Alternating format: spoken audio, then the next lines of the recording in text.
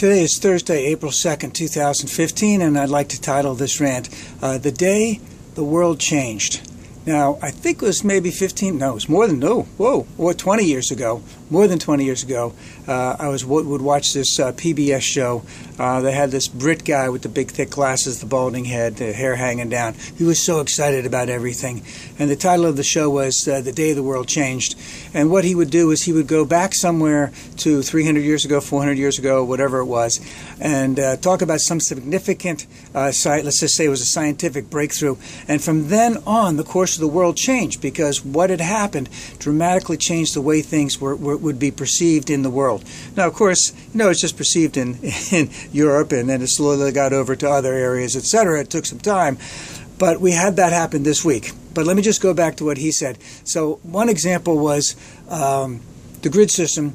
The grid system based on meridian time, where the meridian was in England, based on the sextant, based on the stars, so that people who were traveling in ships, the captain, that they could, based on this grid system, which was developed over time, that they could determine at any given point in time exactly where they were. So if you were traveling across a specific, 1700, 1800, whatever, how did you even know where you were? Because we didn't have GPS back then. So they had a grid system based on the things that I just talked about, and it basically allowed them to stay on a straight course to wherever they were going. Hong Kong, Singapore, Beijing, Tokyo, whatever it was, wherever they were going, they knew exactly where they were, and they wouldn't get off course, and then, of course, they wouldn't land, 800 miles away from where they were supposed to land. And, of course, this just changed things dramatically in terms of shipping at that time. And, of course, according to him, on that day, that was the day that the world changed, and we moved on that. Now, this week, through our friends of Mike Pence, his religious fanatics, zealot friends, the Indiana legislature, and all those people of hate, so to speak, who passed the Religious Right Reformation Act, or whatever it was called, the Religious Freedom Act, or whatever it is. This week, I'm just using it as a day. This is a day that the world changed. And the reason why I say that is that the pushback on this has been so great, so grand, in so many ways, that it will never go back to the way it was before. And by that I mean, when you have the president of, whoever it is, Tim Cook at Apple. And like I said one other time, when was the last time you ever heard Tim Cook come out on some type of a social issue? When is Tim Cook and Walmart in the same sink? Who was the medical company? Eli Lilly, AstraZeneca. I can't remember. Eli Lilly, I believe, was the one. That's based in Indiana, that also came out against it. And there were many companies that came out against it. Mike Pence says he was blindsided. He didn't realize that.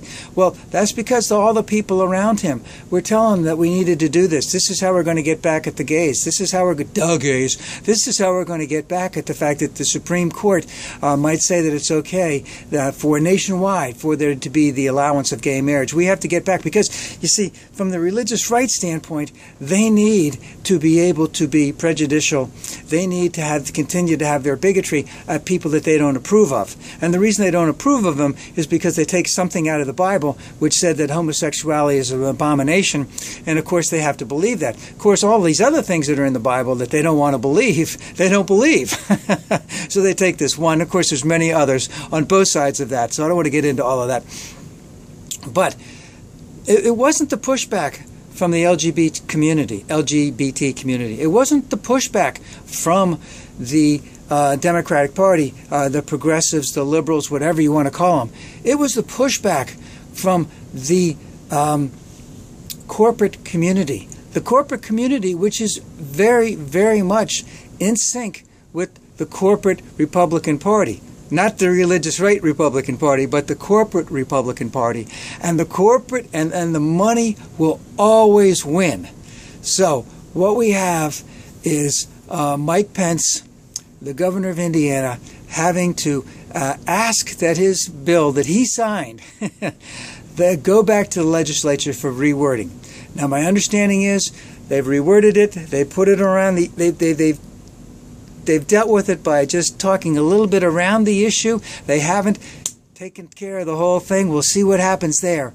But the main point, and Hutchinson from Arkansas didn't sign it, didn't sign his bill, that I understand is even worse than the one in Indiana, because he felt the winds of change, and he's not going to do it. Now, the particular point. Now, Arkansas is a southern state. It's not like Mississippi or Alabama from the old South. It's still a southern state. Indiana, has been a red state for a long time.